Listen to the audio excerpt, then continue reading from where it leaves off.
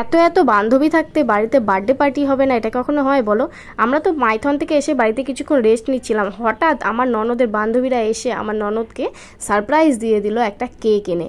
সবাই তো আমরা অবাক হয়ে গেছিলাম যে দেখো আমার ননদের বান্ধবীরা কিভাবে ওদের সারপ্রাইজ দিল। ননদের শুধু বান্ধবীরা না, তাদের যে ছানাপোনারা আছে সবাই চলে এসেছিলো। দেখো এখানে গান হচ্ছে, ওরা সবাই নাচ করছে। গানটা আমি তোমাদের দিতে পারলাম না, কারণ জানো তো ফেসবুকের কিছু নিয়ম আছে, সেখানে কপিরাইট পড়ে যেতে পারে, তাই জন্য গানটা তোমাদের কাছে দিলাম না। এখন আমার ননদের কেক কাটা হবে। দেখো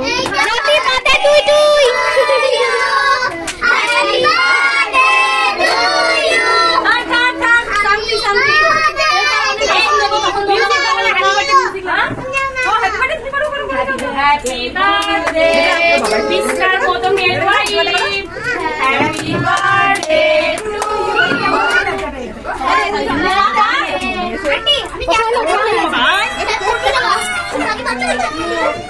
ও খাবে না, খাবে না, খাবে না, ও কেকের আশেপাশে যায় না। কেন খাবে না?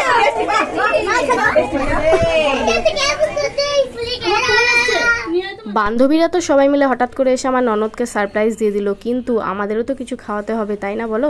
দেখো আমার ননদও কিছু আইটেম এনেছিল ওদের খাওয়ানোর জন্য।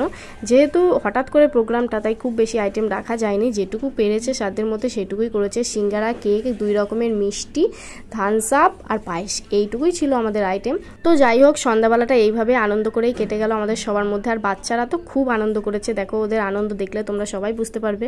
এই বছরের মতো জন্মদিনের অনুষ্ঠান এইখানেই শেষ হলো। টাটা।